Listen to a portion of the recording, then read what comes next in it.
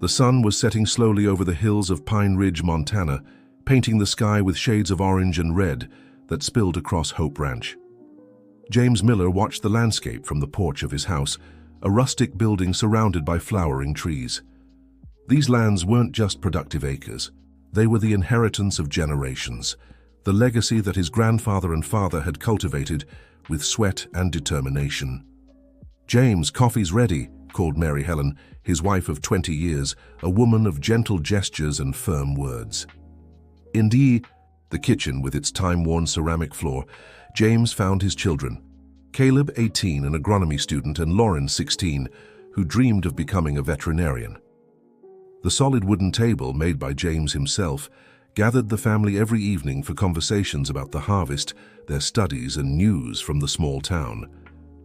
"Dad, did you hear what happened at Mr. Clement's farm?" asked Caleb, while spreading homemade jam on his bread.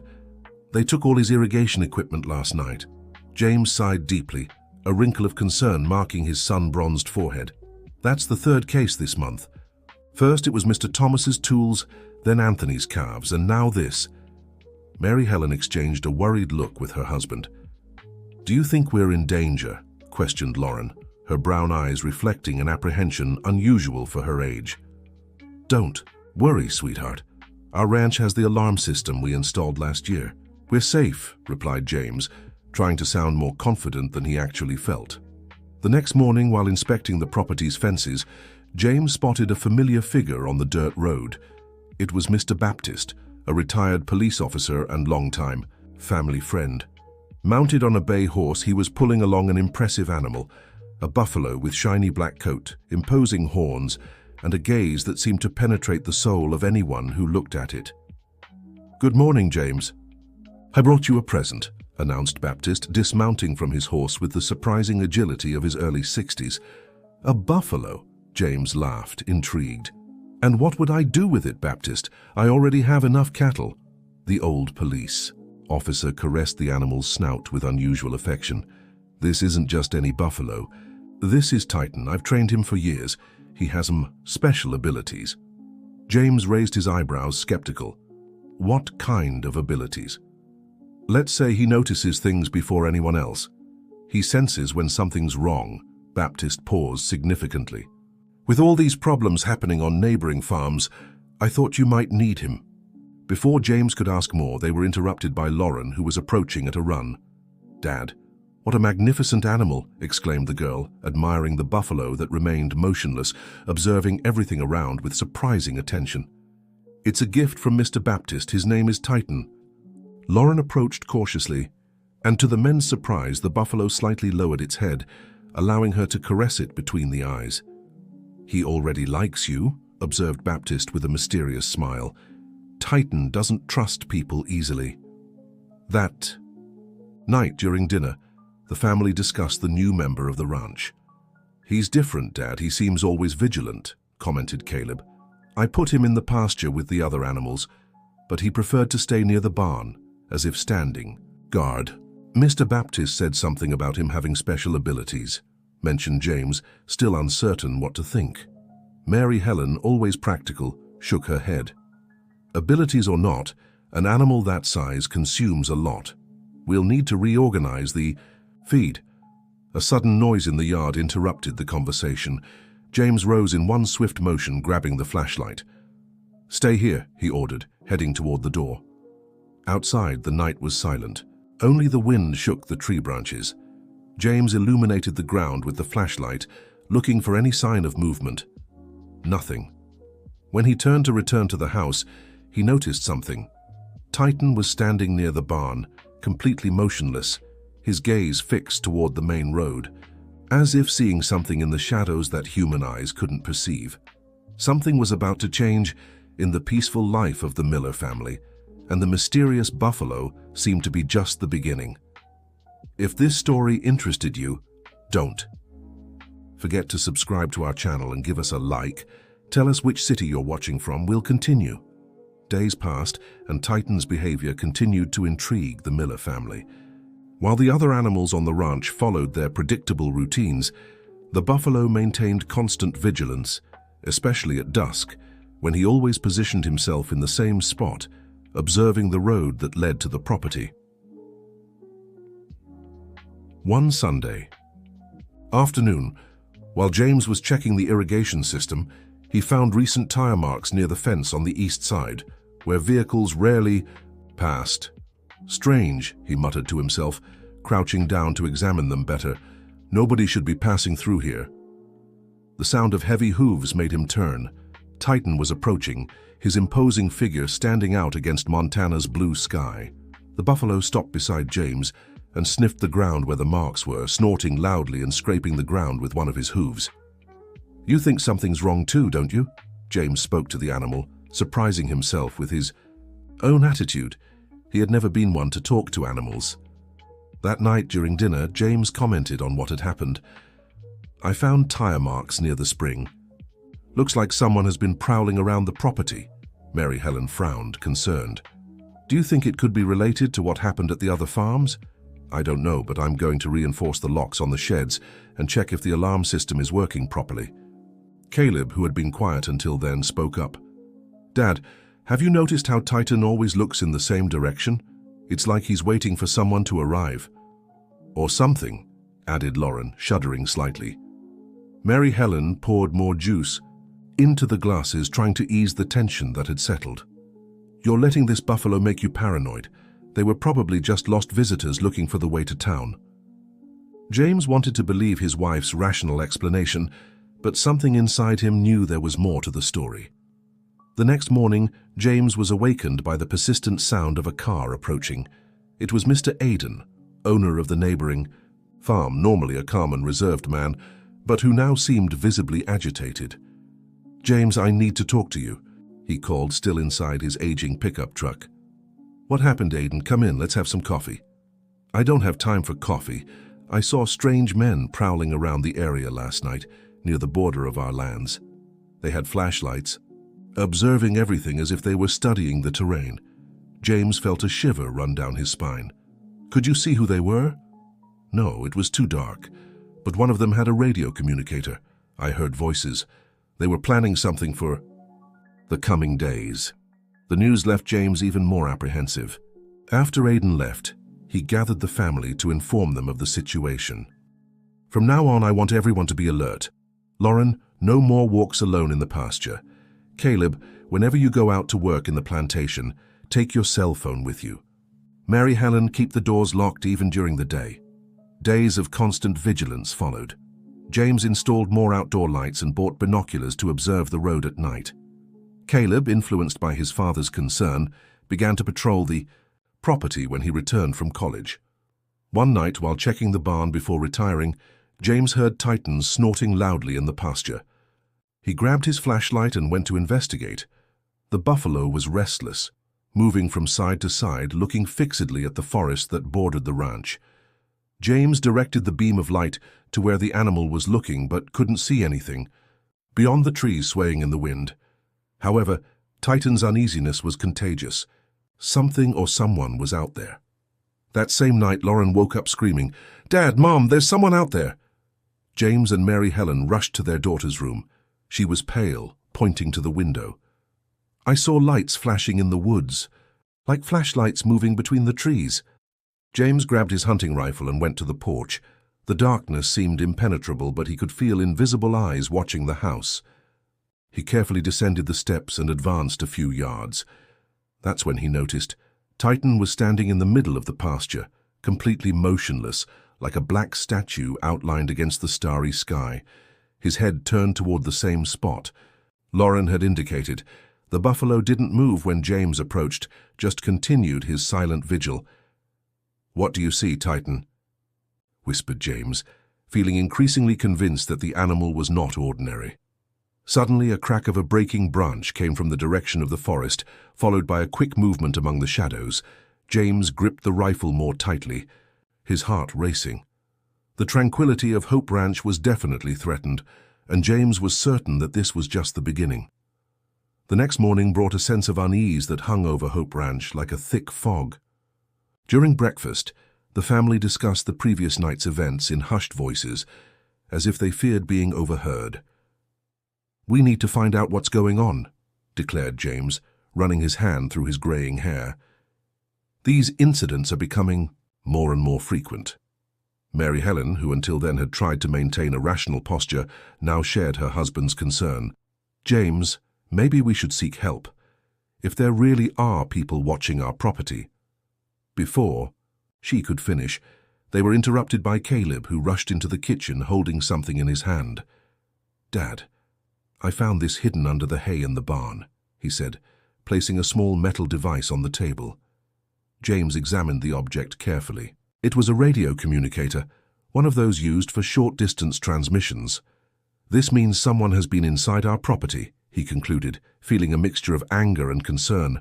"And worse, they're monitoring us." The discovery confirmed their worst fears. The ranch was being watched. James decided it was time to seek more concrete answers.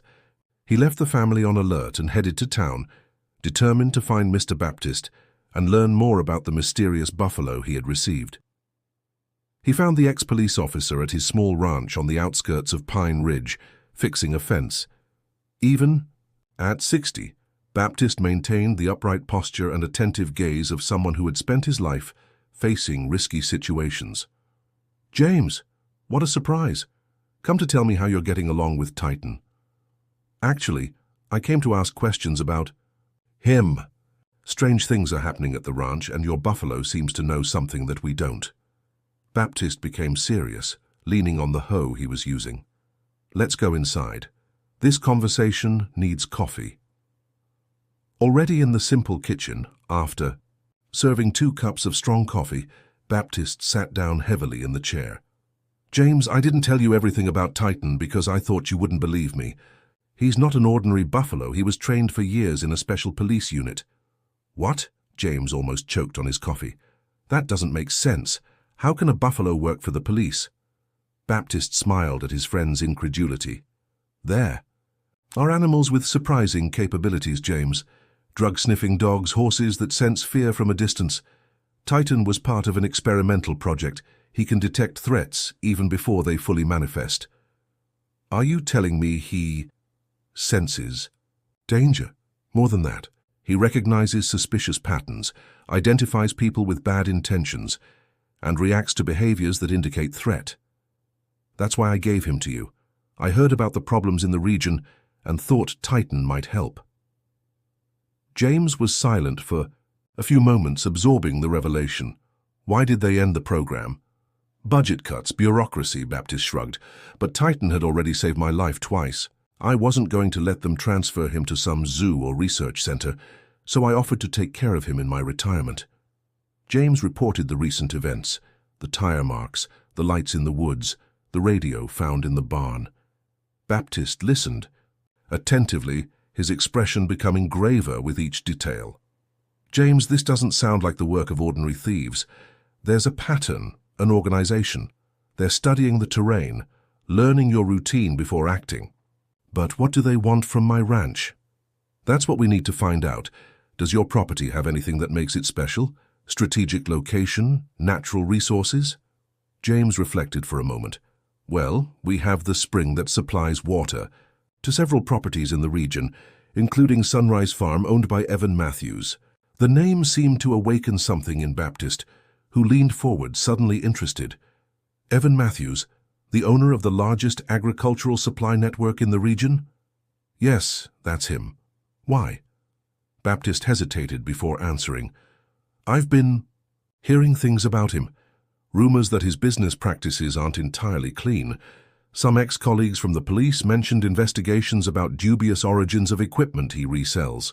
James remembered that Evan had shown interest in buying part of his land the previous year, specifically the area where the spring was located. At the time, he had refused the offer, considering it too low. "Do you think Evan could be involved in this?" "I'm not stating anything, but it's worth staying alert. If he really desires your land..." James felt a chill as he considered the possibility. Evan was a powerful man in the region, respected by many and feared by some. If he was really behind the incidents, the situation was more serious than he had imagined. "What should I do, Baptist?" "For now, keep your eyes open and trust Titan." He'll perceive threats before you do. If you notice agitated behavior, stay alert. On the way back, James couldn't stop thinking about the revelations. The buffalo he had considered just an eccentric gift was, in fact, a trained guardian. And the peace he had thought unshakable on his ranch was threatened by forces he was only beginning to understand. Upon arriving home, he found Titan grazing peacefully near the barn, as if nothing was wrong. But James knew that the calm was only apparent. Under that serene posture, the buffalo was constantly vigilant, ready to protect the family he now considered his own. The routine at Hope Ranch had changed. What was once a tranquil home had transformed into an improvised fortress. James reinforced the fences, installed security cameras at strategic points, and organized surveillance shifts with the family. The revelation about Titan had brought not just answers, but also new concerns. That morning the phone rang early. It was Evan Matthews, owner of Sunrise Farm and the largest agricultural equipment stores in the region. "James, my friend, how are things going over there?" The businessman's affable voice sounded strangely forced. "Everything's fine, Evan. What can I do for you?" "I was thinking of stopping by your ranch this afternoon. I have a new proposal for that spring area. We talked about last year. I think you'll like the value I'm willing to offer now." James felt uncomfortable. After the conversation with Baptist, Evan's insistence on acquiring precisely that part of his land took on suspicious contours. "You can come, Evan, but I'll tell you up front that I'm not interested in selling any part of the ranch." "Oh, James. Always so attached to traditions. Business is business. See you later." As soon as he hung up, James called Mary Helen and told her about the imminent visit. "Do you really think he could be involved in the incidents?" she asked, concerned. "I don't know, but the timing is suspicious. So many problems, and suddenly he appears with an offer." James paused, thoughtful. "I want you and the kids to be alert during his visit. Observe any strange behavior." In the afternoon, Evan's luxury car parked in the ranch yard. Tall, well-dressed, and with an ever-ready smile, the businessman conveyed an image of success and reliability. But there was something in his eyes, a calculating coldness, that James had never completely liked. "James, what a pleasure to see you again," he exclaimed, extending his hand.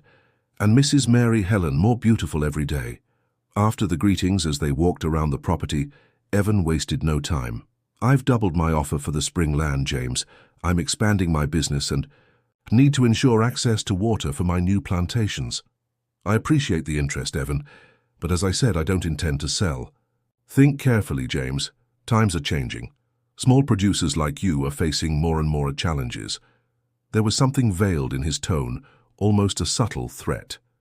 James stopped walking and faced the businessman. "What kind of challenges are you suggesting?" Evan smiled, adjusting his sunglasses.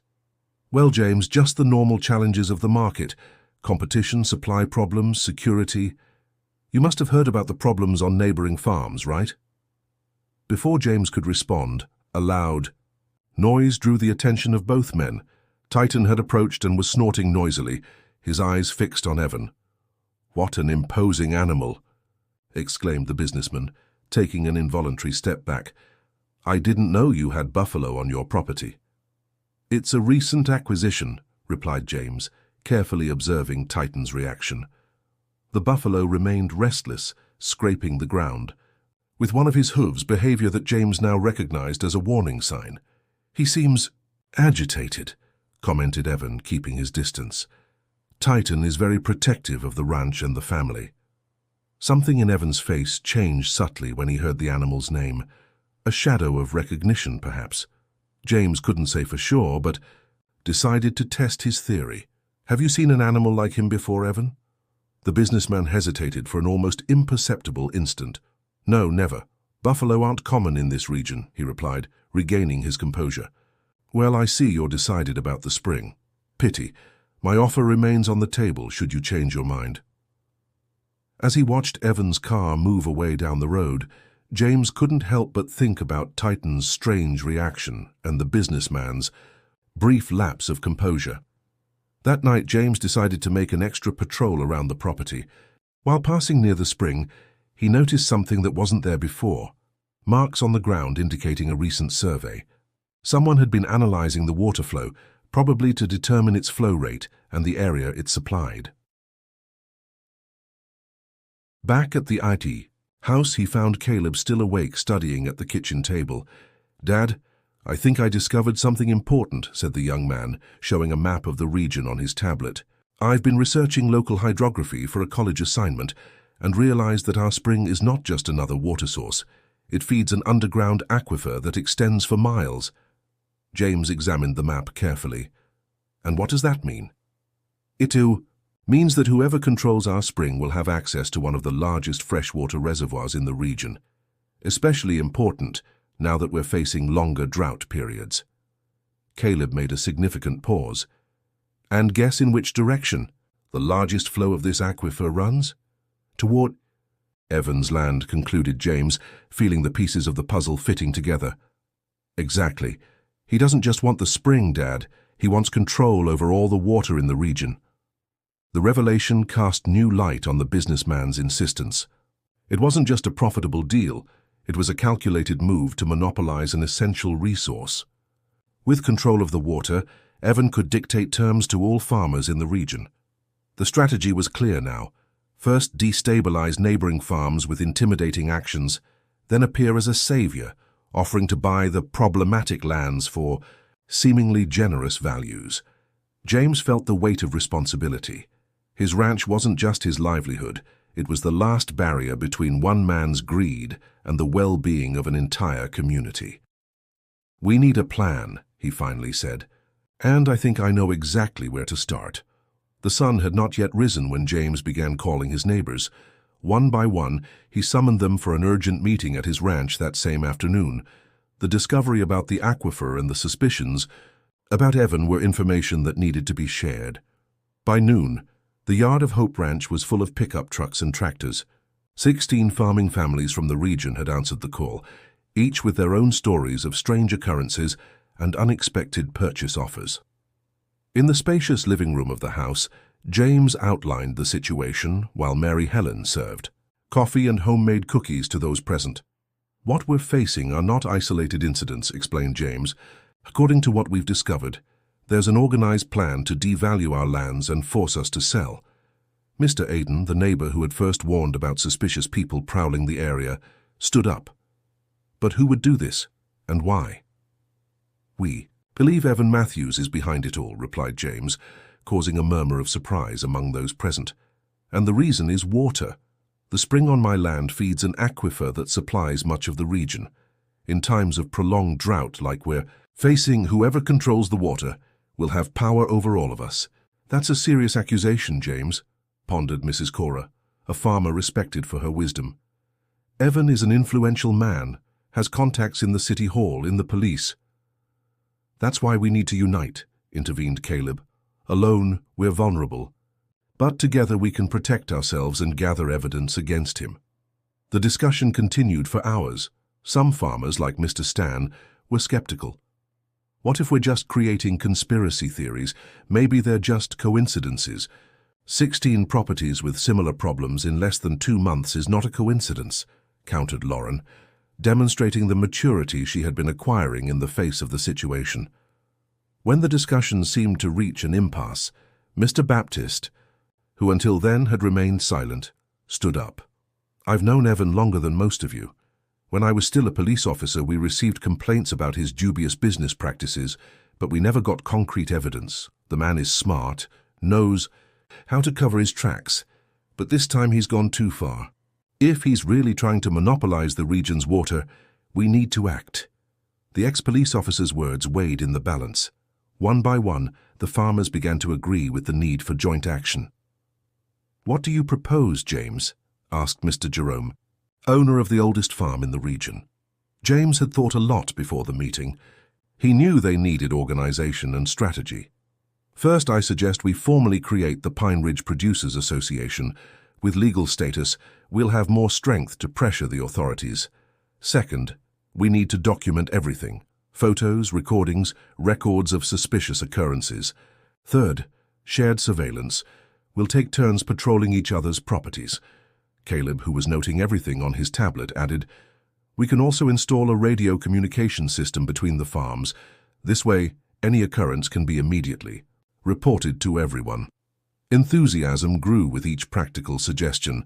Mary Helen, always the voice of reason, raised a crucial question. All this is great for our protection, but how will we prove Evan's involvement? A momentary silence hung over the room. It was then that Lauren, who had been quiet for a while, spoke up. "What if we use the water itself as bait?" All eyes turned to the young woman. "If what Evan really wants is to control the aquifer, we could make it seem like Dad is reconsidering the offer. That would make him show his true game." Baptist nodded, impressed. "The girl is right. A controlled operation could force him to reveal his intentions." "It's risky," pondered James, looking at his daughter with a mixture of pride and concern. "Yes, but we have an advantage Evan doesn't know about," replied Lauren with an enigmatic smile, pointing through the window. Everyone followed her gesture. Outside, grazing peacefully under the afternoon sun, was Titan. The buffalo raised his head as if feeling they were talking about him, his intelligent eyes meeting James's through the glass. "I still don't understand what's so special about this buffalo," commented Mr. Stan, intrigued. James and Baptist exchanged a look. "Let's say Titan is our secret trump card," replied James, "and maybe it's time for Evan to discover exactly what he's capable of." The meeting ended with the official creation of the Pine Ridge Producers Association. Documents were signed, tasks distributed, and an action plan established. For the first time in weeks, James felt he wasn't alone in this battle. As the neighbors said goodbye, promising to maintain constant contact, Mary Helen approached her husband. "Are you sure you want to go ahead with this, James? Provoking a man like Evan can be dangerous." James hugged his wife, contemplating the sunset that tinged the hills of Pine Ridge with gold. "We're not provoking. We're defending ourselves. Our family has been here for generations, Helen. This land, this water, doesn't belong to us. We belong to it, and I'll do whatever it takes to protect it." When night finally fell over Hope Ranch, a new determination had been born. The battle for control of Pine Ridge's water was just beginning, and the small producers now had something they never had before: unity and a plan. If this story interested you, don't forget to subscribe to our channel and give us a like. Tell us which city you're watching from. We'll continue. The following days were filled with intense work at Hope Ranch. The newly formed Pine Ridge Producers Association mobilized quickly. Caleb, with his training in agronomy and knowledge of technology, coordinated the installation of the communication system between properties. Lauren, surprising everyone with her astuteness, helped elaborate the plan to expose Evan's true intentions. "We need to make him believe we're vulnerable," explained the young woman during a meeting in the barn, transformed into an improvised operations center. "If he thinks he's intimidated us, he'll become confident and might make mistakes." James admired his daughter. At 16, Lauren demonstrated a maturity that many adults didn't possess. Perhaps it was the result of life in the countryside, where responsibilities came early, or simply part of her observant nature. "The first step is to make it appear we're considering the offer," she continued. "Dad, you need to call Evan and tell him that, after discussing with the family, you're reconsidering selling the spring area. And we need to document everything," added Baptist. "Every conversation, every meeting. If he's really behind the incidents, we'll need proof." The plan was risky, but well-structured. James would make Evan believe that the pressure had worked, that the Miller family was scared and willing to negotiate. Meanwhile, members of the association would monitor all suspicious activities in the vicinity. That afternoon, James made the call. "Evan, it's James Miller. I've been thinking about your offer for the spring area." The voice on the other end sounded controlledly enthusiastic. "James, good to hear that. I always knew you were a sensible man. When can we meet to discuss the terms?" "How about tomorrow at my ranch? Around 4 in the afternoon. "Perfect, I'll be there." As he hung up, James felt a bitter taste in his mouth. The ease with which Evan had accepted the meeting confirmed his suspicions. The businessman was too eager to acquire those lands. Mary Helen, who had heard the conversation, approached her husband. "I don't like this, James. We're playing with fire." "I know it's risky, Helen, but it's our best chance. If Evan is really behind the incidents, we need concrete evidence. Otherwise, he'll continue terrorizing small producers until he gets what he wants." The next morning, Hope Ranch was transformed for the big show. Hidden microphones were installed in the living room, where the negotiation would take place. Neighbors from the association positioned themselves strategically around the property, ready to record any suspicious movement. Caleb installed discrete cameras that transmitted images in real time to a monitor in the barn. Meanwhile, James and Mary Helen rehearsed their roles. They needed to be convincing, but not overly desperate. "Remember," instructed Baptist, "let Evan talk as much as possible. The more he reveals about his plans, the better for us." At 4 o'clock sharp, Evan's luxury car crossed the gates of the ranch.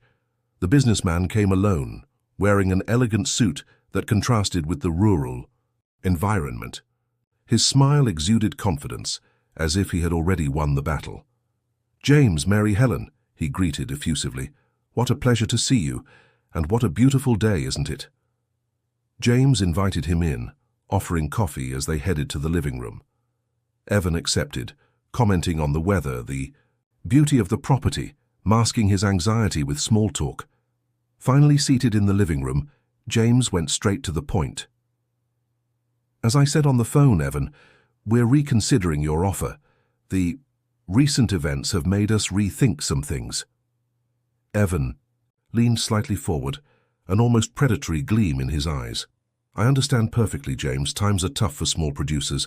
Security is a constant concern, isn't it?" There was a veiled insinuation in his tone, as if he knew exactly what difficulties the family was facing. "Yes, security has been our main concern," replied Mary Helen, following the agreed script. "We haven't slept properly for weeks." The businessman nodded in false solidarity. "Regrettable what's been happening in the region. So many incidents." He made a calculated pause. "You know, James, I have resources to protect my properties. 24-hour surveillance, state-of-the-art alarm systems, one less worry for you if you decide to sell." James pretended to consider the words while observing Caleb through the window, discreetly signaling that everything was being recorded. "Your previous offer was for twice the market value, right?" Evan smiled, satisfied with the direction of the conversation. "That's right, and I maintain that proposal. In fact," he lowered his voice, as if sharing a secret, "I can increase it by another 20% if we close the deal this week, before the situation in the region gets even worse." There it was, a veiled threat recorded and witnessed. James took a deep breath, trying to contain the anger he felt. "And what exactly do you plan to do with the spring, Evan?" The businessman hesitated for a moment, as if assessing how much he should reveal. "Expansion plans, James. Water is the new gold. With climate change, whoever controls water resources controls the future of agriculture in the region." His gaze became more intense. "Think of the bigger picture. In a few years, I'll be the one deciding who can plant and who can't. I'm offering you the chance to be on the right side of history." Evan's arrogance was palpable. He really believed his plan was foolproof, that James was cornered and had no way out. "I understand," said James, slowly rising. "I need to discuss the final details with Mary Helen. Give us a day to think about it and we'll give you our answer." Evan seemed satisfied. His plan was working. The Miller family had finally yielded to pressure. Of course, everything has to be done calmly." He stood up, adjusting his suit. "I'll await your call tomorrow, then." As they walked to the exit, James noticed something. Titan wasn't in his usual spot near the barn. The buffalo, normally so vigilant when Evan was present, had disappeared. "Your buffalo seems to have calmed down," commented Evan, also noticing the animal's absence. "Perhaps he's getting used to me." James forced a smile. "Maybe.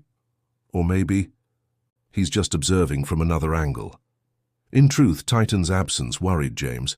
The animal rarely moved away from the house when there were visitors, especially someone who made him as agitated as Evan did. They said goodbye in the yard, with promises of contact the next day. When Evan's car disappeared down the road, the Miller family and Baptist quickly gathered in the barn. "We did it," exclaimed Caleb, excited. "We have everything recorded, the veiled threats, the confession about controlling the water." "It's not enough," pondered Baptist. "A good lawyer can claim they were just aggressive negotiations. We need something more concrete that links him to the incidents." "And where's Titan?" questioned James, still worried about the buffalo's disappearance. As if answering the question, they heard a loud noise coming from the property line. Without hesitation, everyone ran in the direction of the sound. The group rushed toward the Jewel, back of the property, where Hope Ranch bordered a preserved forested area. The noise had been loud, like an impact followed by shouts. As they approached, they heard raised voices and the unmistakable sound of powerful snorts. "It's Titan!" exclaimed Lauren, quickening her pace.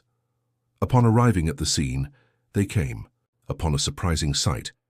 Titan was standing firmly in front of three men. One of them, wearing a private security uniform, was trying to get up from the ground, apparently knocked down by the buffalo. The other two kept a safe distance, holding what appeared to be geological survey equipment. Seeing James and the others approaching, the men tried to move away, but Titan moved strategically, blocking their escape route. "What's going on here?" demanded James, his voice firm despite the surprise. The men exchanged nervous glances before one of them, apparently the leader, answered, "We're just doing a soil analysis for Mr. Evan Matthews. He said he had permission." "Permission?" James frowned. "Nobody has permission to enter my property without my knowledge." Baptist approached, his posture still carrying the authority from his years as a police officer. "And why did you need to do this in secret, precisely when your boss was distracting the ranch owners?" The man who had been knocked down finally stood up, dusting off his clothes with an angry expression. "That animal is dangerous. It attacked me without provocation." "Titan doesn't attack without reason," defended Lauren, cautiously approaching the buffalo and caressing his neck. The animal visibly calmed at her touch, but kept his gaze fixed on the intruders. Caleb, who had been examining the equipment left on the ground, stood up with an expression of understanding. "They're not analyzing the soil, Dad. They're measuring the underground flow of the aquifer." He pointed to one of the devices. "This is hydrogeological survey equipment. We studied this in college. It's used to map underground water currents." James felt anger growing inside him. While negotiating in his living room, Evan had sent men to collect precise data about the aquifer. "You're trespassing on private property," he declared. "That's against the law." The leader of the group tried to justify himself. "Mr. Matthews assured us he had authorization. We're just following orders." "Well, you were deceived," intervened Mary Helen, who until then had been silently observing everything. "And now you'll be witnesses to Evan's plan." The men seemed genuinely confused. It was possible they didn't fully know their boss's intentions. "Look, ma'am, we don't want trouble. We're just technicians hired for a job." Baptist seized the opportunity. "Then perhaps you'd like to explain exactly what job Evan Matthews hired you to do in recent weeks, not just here, but on other properties in the region." The silence that followed was revealing. The three men exchanged apprehensive looks, clearly caught by surprise at the mention of other properties.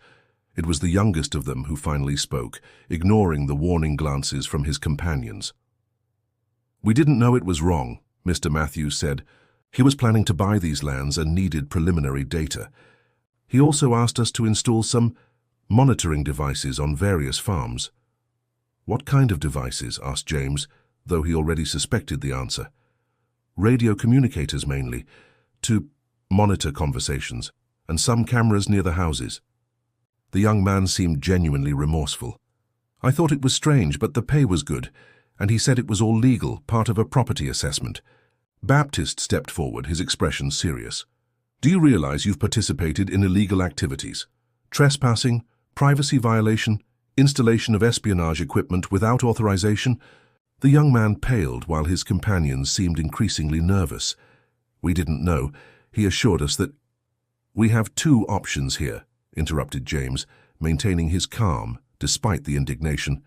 "You can cooperate, providing detailed information about all the activities Evan instructed you to perform, or we can call the police right now and let them resolve this officially."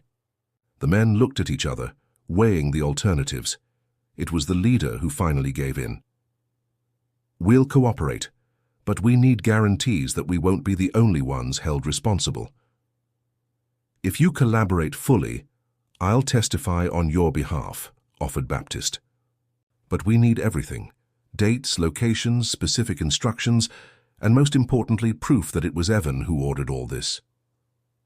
While Caleb and Baptist led the men to the barn to collect their statements, James remained on site with Mary, Helen, Lauren, and Titan. The buffalo seemed calmer now, but still maintained an alert posture. "How did he know?" murmured Mary Helen, observing the animal. "How did Titan know these men were here?" James stroked the buffalo with admiration. "Baptist said he was trained to detect threats. It seems his instincts are even better than we imagined." Lauren hugged the animal's neck. "He protected us, Dad. If it weren't for Titan, we would never have discovered these men here." As they walked back to the house, James reflected on the day's events. The plan to expose Evan had worked better than expected, thanks to Titan's unexpected intervention. Now they had not only the businessman's recorded confession about his intentions to control the region's water, but also witnesses willing to confirm his illegal tactics. But James knew that Evan wouldn't give up easily. When he realized his men had been captured and his plan discovered, he could become even more dangerous. On the house porch, watching the sun begin to set over the hills of Pine Ridge, James shared his concerns with Mary Helen. "This isn't over. Yet, Evan is not a man to accept defeat. We need to be prepared for what comes next." Mary Helen intertwined her fingers with her husband's, her face showing a rare determination. "We'll face whatever is necessary, James. This land is our home, our legacy. We won't allow one man's greed to destroy what generations have built." James nodded, feeling strengthened by his wife's support. On the horizon, dark clouds were beginning to form, heralding a storm. Similarly, James knew that a final confrontation with Evan was inevitable. Night fell over Hope Ranch, bringing with it the unsettling silence that precedes great battles. In the darkness of the pasture, only Titan's watchful eyes remained vigilant, as if the buffalo also knew that the real challenge was yet to come. Dawn had not yet given way today when James was awakened by the communication system installed by Caleb. It was Mr. Aiden, his tense voice echoing in the room.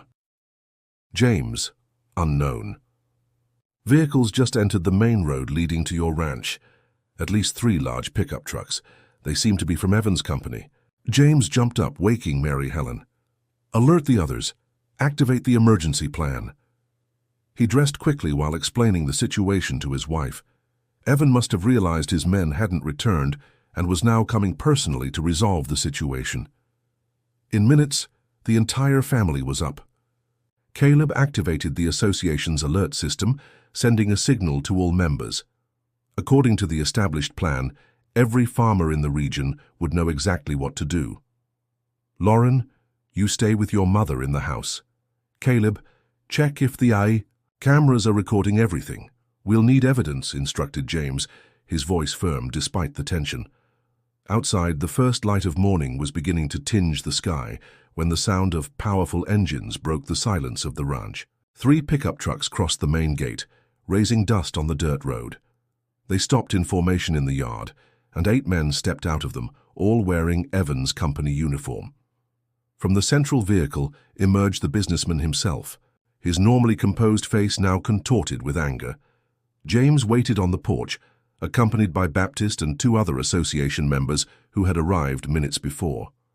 In the distance, he could see other neighbors strategically positioning themselves around the property, as they had arranged. "Where are my men, Miller?" demanded Evan, advancing with hard steps. "Good morning to you too, Evan," replied James, calmly. "Your guests are fine. They spent the night explaining exactly what you ordered them to do in recent weeks." Evan stopped, his eyes narrowing. "I don't know what you're talking about. I sent a team to do a routine analysis with your permission, and they didn't return." "Permission?" James descended the porch steps, facing the businessman. "That's interesting, because according to them, you instructed them to sneak onto my property while you distracted us with your negotiation." One of the men accompanying Evan stepped forward, his hand moving indiscreetly to his belt, where he probably carried a weapon. Baptist noticed the movement and discreetly alerted James with a touch on the shoulder. "Hand over my employees now, Miller, or things will get complicated," threatened Evan, his voice low and dangerous. At that moment, the sound of engines in the distance caught everyone's attention. Along the path leading to the ranch, dozens of vehicles were approaching. Tractors, pickup trucks, motorcycles. They were the members of the Pine Ridge Producers Association responding to the emergency call. Evan's expression changed as he saw the convoy approaching. His plan clearly hadn't foreseen this organized resistance. "What is this? An ambush?" he questioned, instinctively retreating. "This, Evan, is a united community," replied James with pride. "Something your money can't buy." The vehicles formed, a semicircle blocking the exit of Evan's trucks. From inside them emerged farmers, rural workers, entire families. Among them, James recognized Mr. Jerome, Mrs. Cora, and even the skeptical Mr. Stan. Evan looked around, realizing he was surrounded. His face reflected confusion, then anger, and finally, a cold determination. "You have no idea who you're dealing with," he threatened, making a gesture to his men. "I have powerful connections. I can ruin every one of you." "Your connections won't help you this time," intervened Baptist, stepping forward. "We have evidence, Evan, recordings of your veiled threats, statements from your men confessing the break-ins, the espionage devices installed on the farms, everything documented and already sent to the authorities." The businessman's face momentarily paled, but he quickly regained his composure. "You have nothing but empty accusations and stories from scared hillbillies," he scoffed, but the tremor in his voice betrayed his concern. One of Evan's men whispered something in his ear, probably alerting him about the precarious situation they were in. The businessman seemed to be calculating his options, his eyes scanning the crowd that continued to grow around him. Finally, seeming to reach a decision, Evan made an abrupt gesture to his men. "Let's go. This doesn't end here, Miller. You and your friends will regret having defied me." When he turned to return to the trucks, a deep and threatening sound froze everyone in place.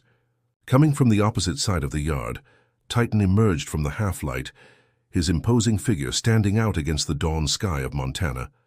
The buffalo advanced slowly, his eyes fixed on Evan, the sound of his heavy breathing filling the sudden silence. Evan stopped, visibly shaken by the animal's presence. There was something beyond common fear in his reaction. It almost seemed like recognition. "Control that animal, Miller," he demanded, his voice now trembling. But James made no movement to interfere. Titan continued his deliberate advance until he stopped a few yards from Evan, staring at him with an almost human intensity. It was Baptist who broke the tense silence. "He recognizes you, doesn't he, Evan?" The ex-police officer stepped forward. "Or perhaps I should say you recognize him." Evan took a step back, his face now a mask of poorly disguised fear. "I don't know what you're talking about." "Yes, you do," continued Baptist. "Titan was trained in the same special unit where you worked as a security consultant 5 years ago, the Animal Training Project for Threat Detection, a project you tried to sabotage when you realized you couldn't control it for your own interests." The revelation caused murmurs among those present. James looked at Baptist, surprised. This part of the story he had never mentioned. "When the program was shut down, you tried to buy Titan for your private research," Baptist continued. "But I made sure he went to a safe place, far from your ambitions. I never imagined our paths would cross again in this way." Evan's face contorted between rage and despair. His carefully crafted plan was crumbling before him, exposed not only by the united community of Pine Ridge, but also by the animal that symbolized his first major failure. In a desperate move, Evan pulled out a gun he had kept hidden under his jacket, pointing it not at James or Baptist, but at Titan. "Enough! That animal has always been a problem," he shouted, his finger trembling on the trigger. What happened next seemed to occur in slow motion. Before Evan could shoot, Lauren, who had disobeyed her father's orders and left the house, ran toward Titan, placing herself between the buffalo and the gun. "No!" shouted James, his heart stopping as he saw his daughter in the line of fire. But Evan, realizing what he was about to do, hesitated. A moment of humanity no one expected from him. In that instant of hesitation, Titan advanced, not to attack but to position himself protectively in front of Lauren, his massive body like a living shield. The sight of the animal protecting the girl seemed to break something inside Evan. The gun fell from his trembling hand, and he collapsed to his knees on the dusty ground. "It's over," he murmured, defeat finally visible in every line of his face. And indeed it was over. In the distance, sirens announced the arrival of the police, alerted by members of the association. The evidence against Evan was irrefutable: the statements from his own men, the recordings of his threats, the espionage equipment found on the farms. As the police led Evan and his men to the patrol cars, the Pine Ridge community gathered around the Miller family. There were hugs, tears of relief, promises of continued support. At the center of it all, James embraced Mary Helen and their children, observing Titan, who was now grazing peacefully as if nothing extraordinary had happened. The buffalo raised his head for a moment, his eyes meeting James's, a silent communication passing between man and animal. "Thank you, old friend," murmured James. "You truly are the guardian of Pine Ridge." Weeks later, life in the region began to return to normal. Evan faced multiple charges and his business network was being thoroughly investigated. The Pine Ridge Producers Association, now officially recognized, was working on a collective water resource management project, ensuring fair access to water for all farmers. At Hope Ranch, the Miller family celebrated not only the victory over greed and intimidation, but also the lessons learned. The importance of unity, courage, and determination, and perhaps most significantly, the deep connection between humans and animals, represented by the special bond between them and Titan. At dusk, James found himself on the porch contemplating his land when Baptist appeared for a visit. "How's our hero?" asked the ex-police officer, referring to Titan. James smiled, pointing to the pasture where the buffalo was resting, with Lauren sitting beside him reading a book. "Perfectly adapted. It seems he has always belonged to this place. Perhaps it was always his destiny," reflected Baptist, "to protect this land, this family." James nodded, absorbing the depth of those words. "You know, Baptist, my grandfather always said we don't own the land. We're its temporary guardians. Now I understand what he meant." Titan taught. "Does that?" The two men remained silent, watching the sun set behind the hills of Pine Ridge, tinging the sky with the same colors that had witnessed generations of guardians before them, and that would witness many more in the future. And so, between the green of the pastures and the golden hue of the Montana dusk, Titan, the mysterious buffalo with the watchful gaze, continued his eternal vigil, protecting not just a ranch or a family, but a way of life, a tradition of respect for the land and its most precious resources. A true guardian of Pine Ridge, whose legend would be told for generations. If this story interested you, don't forget to subscribe to our channel. And give us a like. Tell us which city you're watching from.